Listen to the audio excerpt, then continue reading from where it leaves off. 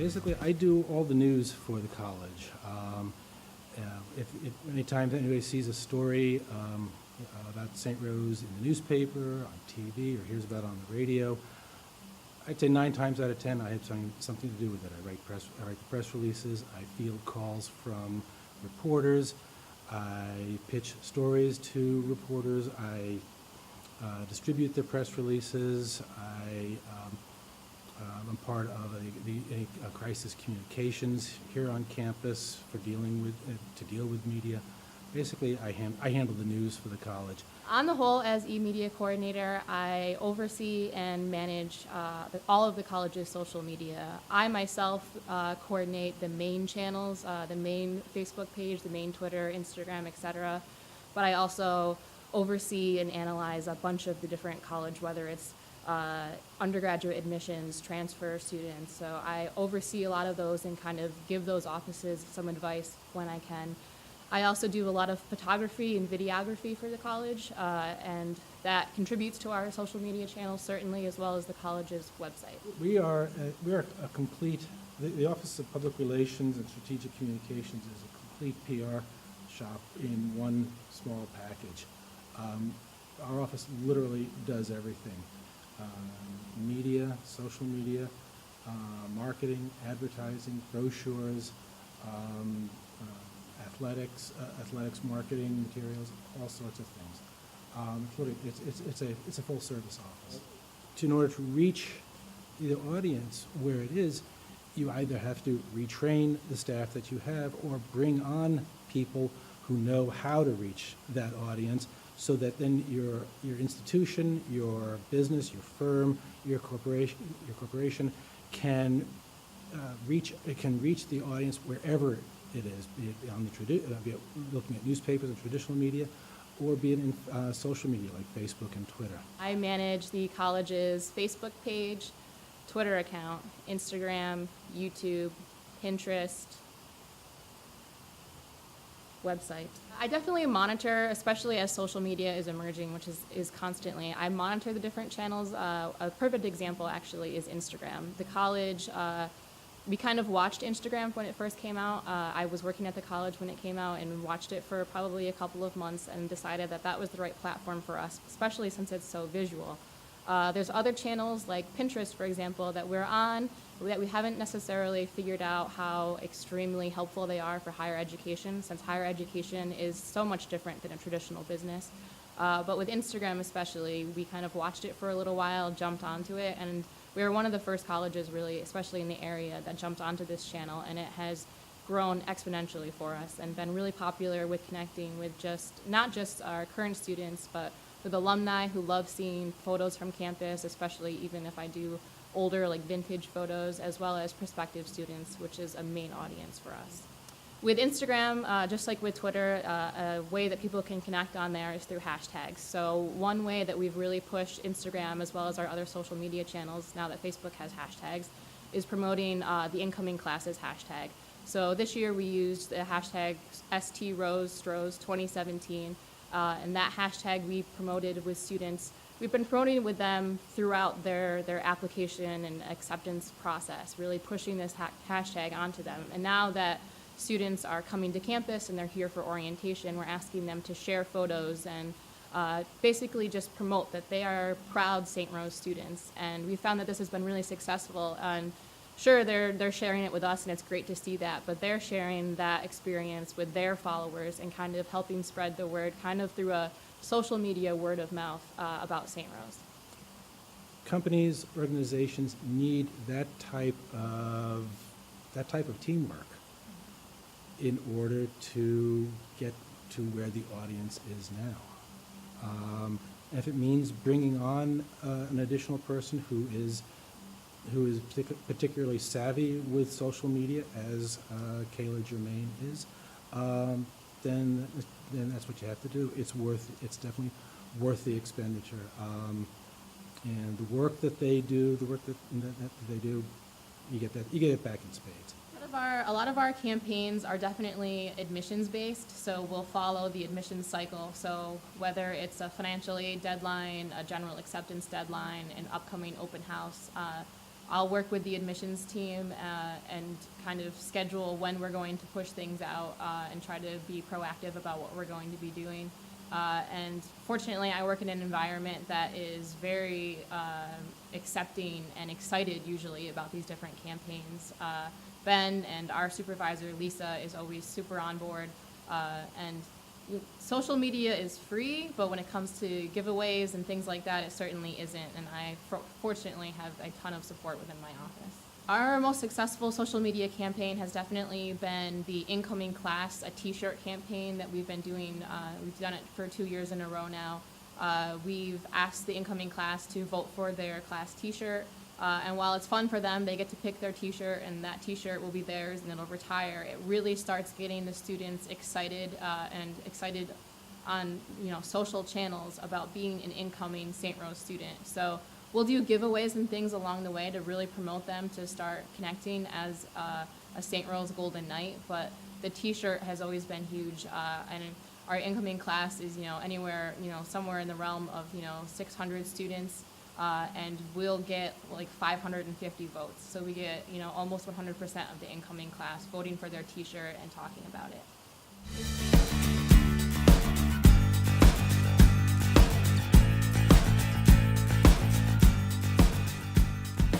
The news cycle used to be predictable.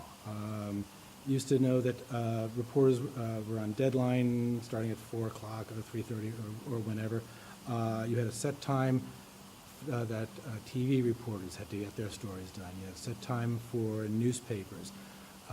Press releases used to be headed for release AMs on a particular date or PMs, not immediate. Or sometimes there's still embargoes, but you don't see AMs or PMs anymore. It's immediate. The rule now is to get used to the 24-hour news cycle, or as I like to call it, no such thing as a news cycle. The news happens when it happens, and because of the internet, because of the web, because of social media, the competition to just get the information out there, no matter what time of day, has become greater and greater and greater. As social media manager, and especially at a smaller college where we have a small public relations office, I manage the college's main social media outlets, and I'm essentially on call 24 hours a day, 7 days a week. When it comes to taking time off and things like that, I try to coordinate with my office to make sure that our channels don't die down and that we're responding at all times. But on a normal day, at a normal week, if I get a question at 7:30 at night or 7 o'clock in the morning, it doesn't really matter. I do my best to respond to that in a timely manner. Social media, people expect things to be instant.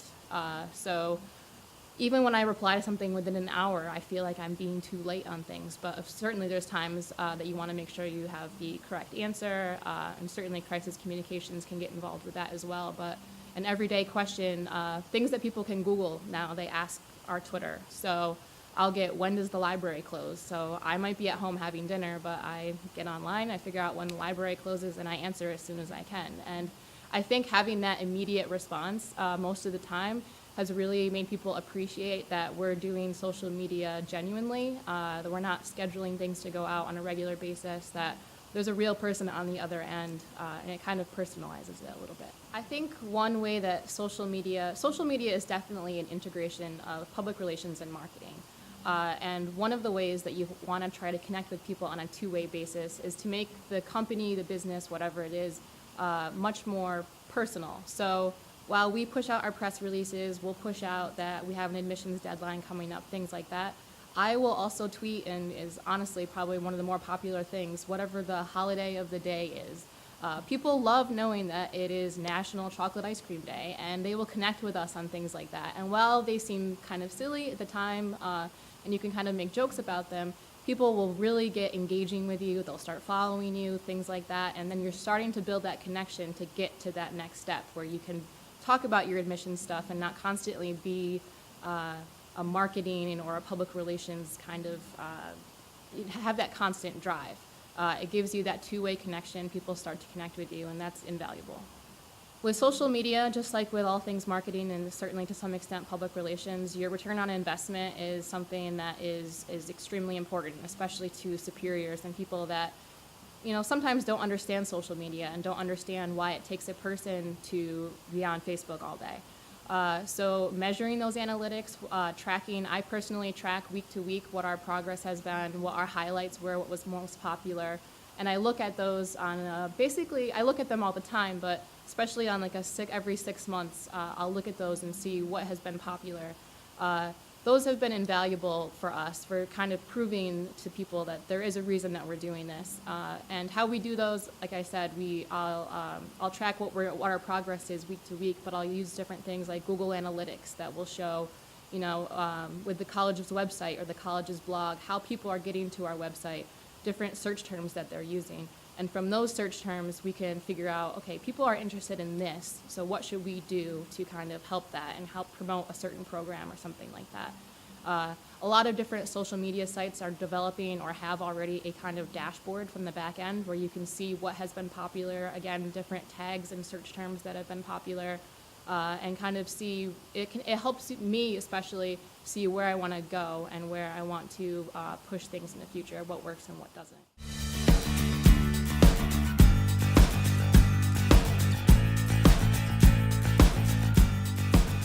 Depending on the level of the crisis, our emergency management plan, our crisis management plan, we're set up into 2 teams, the emergency management team and the emergency operations group. Emergency management team are the college's leaders, the major top officials of the administration, who actually gather to manage the situation, manage the crisis itself. The emergency operations group consists of people who are out on the front lines who actually then implement the crisis management.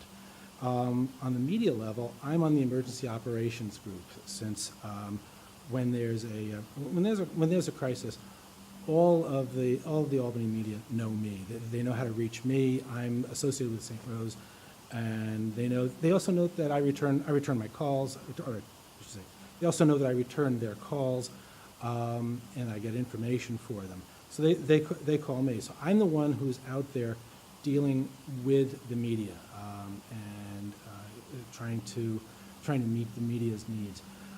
Meanwhile, our e-media coordinator is back in the office or wherever she has to be, handling the social media aspect of it.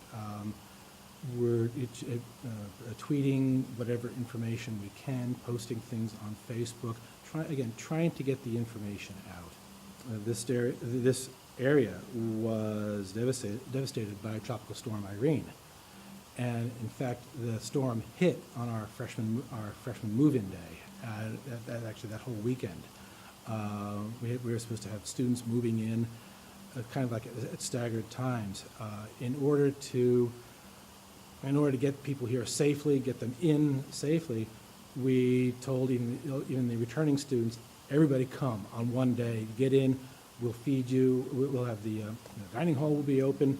We made provisions to have food for them. We made provisions so that the upperclassmen can get into their dorms.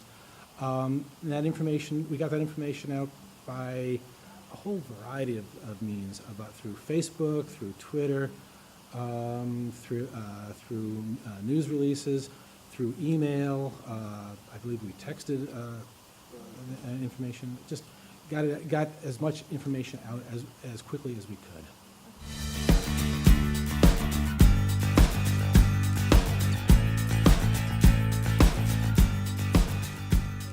I push the main messages out from the college's main channels, but there are certainly many other offices on campus that have utilized, and we encourage them to connect via social media with their different audiences. And at the College of St. Rose, we're very mission-driven. We have a very strong connection with our mission that we push to people when they come to campus. They all understand it pretty precisely, I would say. And so that really helps grow how we work together.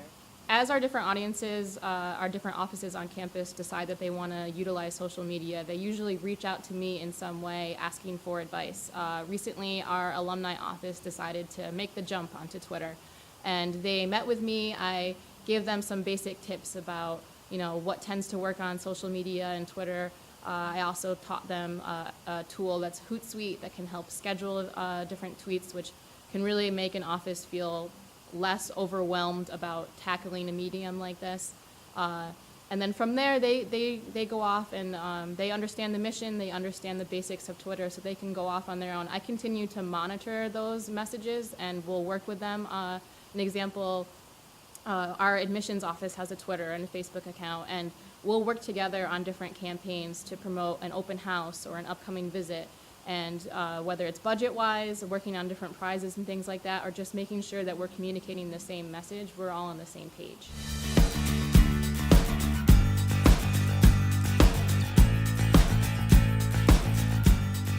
St. Rose does have a social media policy. That was something that when I started at the college, I was very adamant that we needed to develop something like that.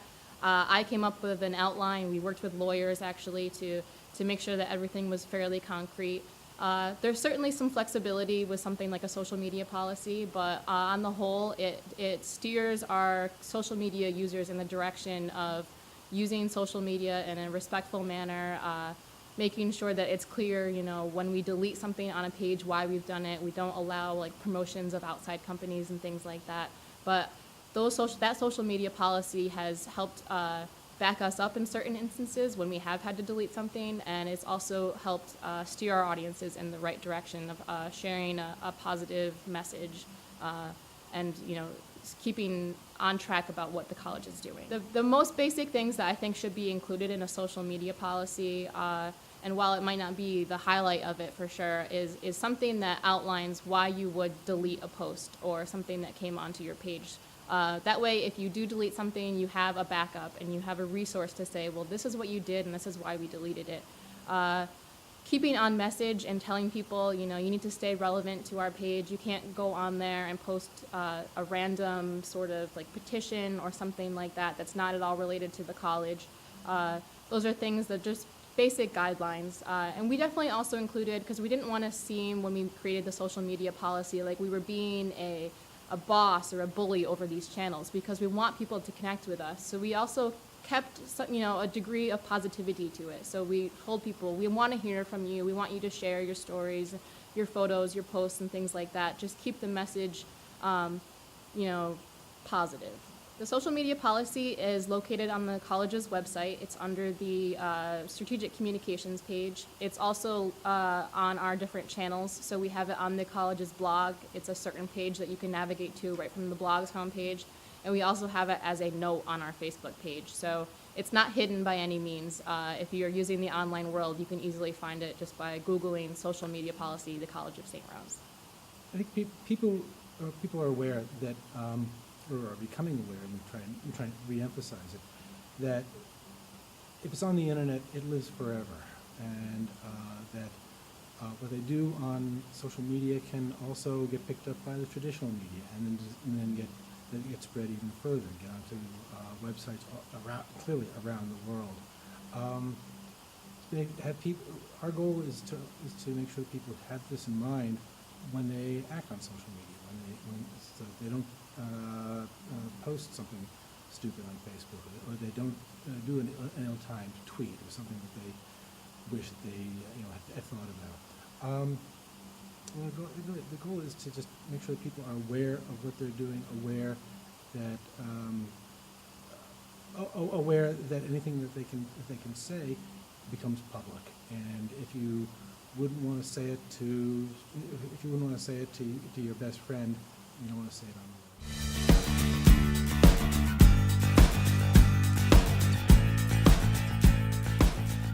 The college's blog is a channel that we have been utilizing now for almost 2 years. I'm the manager of it and kind of coordinator of it. While I contribute to it, I try very hard to gather volunteers as well as online ambassadors that we have that are work study students that contribute to the blog. And they're great. I tell them to share their own stories. I basically have our method of gathering and recruiting student volunteers, especially for blogging. We'll go through a process of where they have to submit to me writing samples so that I can see the kind of work that they do and make sure that they have the writing skills that we can say, this is an official College of St. Rose blogger. Typically what they will do is the first 2 to 3 posts, I will kind of go through those and I'll edit them with the student, tell them, let's keep this more on track, let's add a link here. And then from there, probably 99% of our student bloggers, they publish live on their own. I certainly monitor these, and I get an email every time something is published, but we're trying to make it as open with them as possible to have them sharing their St. Rose story. Our slogan on the blog is Real People, Real Stories, and we try our best to really keep that very clear. Aside from our student bloggers, we also have some staff and faculty contributors. With faculty, I typically will do, we have a professor shout-out series, so that will focus on a professor and they can kind of answer in a Q&A format without having to contribute to a blog, year-round. We also have staff that work in admissions and the Student Solution Center that also blog for the college. We've had the president blog for the college in the past, and we've also had guest posts from people in alumni, or if there's an event happening on campus that someone wants to help promote, I'll say, well, sure, submit me a guest post and we'll get the word out there about that. The top reasons that I think every organization should have a blog are that it's a way to get the message out about your company, especially when you have blog posts that aren't necessarily just pushing a product all the time. It's just a way to get the word out about them. It makes your company seem very genuine, especially if you are, really pushing with your bloggers to post things that are from the first person perspective and they can get really genuine with themselves through the post, obviously in an appropriate manner, and you should have a social media policy to back that up. But getting people connected through a blog in a very two-way format, taking comments and things like that, I think puts a face on a company that you wouldn't have otherwise. I think certainly with everything that is web-based, content needs to be fresh at all times. When it comes to a blog, if it was a smaller company, I would say aim for probably 2 posts a week, and usually different. We use WordPress at the college, but usually all CMS formats, content management system formats, will have something where you can schedule posts to go out. So if it takes, once a month you sit down and you kind of can bang out 4 blog posts and schedule them out, that's even once a week, but I think that's enough content as long as you're sharing it and accepting comments and answering questions in a timely manner that you can keep things fresh.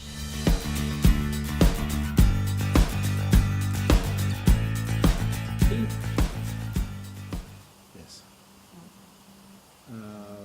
A cell phone or a smartphone anymore. This is how reporters and editors communicate with me. I'll get texts from them. They'll call me on my cell phone. They all have my email. They all have my office phone number, but they also know that they can at any time of day they can call my cell phone, and I'll eventually get back to them. So I couldn't live without this. Services like Hootsuite that I can set up to connect to the college's Twitter account, so it sees all of our followers. Anytime that anyone, and follower or not, says anything about St. Rose, whether they write the College of St. Rose, St. Rose, Saint, Saint Rose, I have those alerts set up in Hootsuite, so I will see them, and that has been helpful at times with responding to certain things, even if it's as silly as complaining about the heat in the library or something like that. I'll see those and at times respond to them. Google, any kind of RSS feeder. I know RSS is kind of going downhill, but it's really been helpful for me, especially when I'm trying to figure out things to share with our publics, to connect with our audiences that aren't about St. Rose. So whether it's sharing a local Albany event that's coming up, or again, some silly holiday that's happening that day. I see those on a regular basis, and those really help. One of the tools that I find indispensable is email. It, contrary to popular belief, or contrary to the word that's out there, email is alive and well and continues to be a vital communications tool. Anymore, I communicate with reporters via email. They don't call our office phone all that much. A lot of the work is done by email. So I still think that email is going to continue to live for quite some time. And on my end of things, connecting with the media and seeing what they do, Twitter has been the most valuable because I follow as many local reporters and news teams that I can on Twitter, and so I'll see what they're posting and share with Ben something that they've been talking about. So that's been really helpful with connecting the media for me.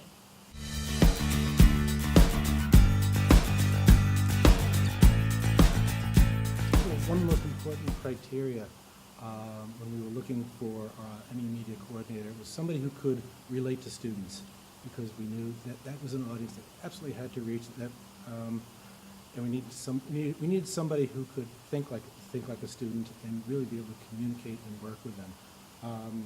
When Kayla applied for it, we realized early on, this is she has the qualities that we'd be looking for. You need to have people on board who can communicate, who can connect with different audiences. Kayla has been able to do that enormously. Get skilled in as much as you can. If you can bring the complete package to an employer, it's so much the better for you and for that potential employer. So if you can write, if you can do video, if you know how to run audio, if you can do web design, be savvy with social media, just try and learn and do it all. The one thing I really have to emphasize, though, is I mentioned know how to write. That is still the most important aspect to public relations that I can think of, is knowing how to write, knowing how to put together sentences into a clear thought, or knowing how to put together a paragraph.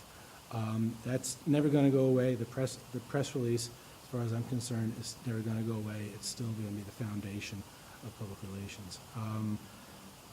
Know how to write, know how to do video, know how to do web design or work on the web, know how to do those things.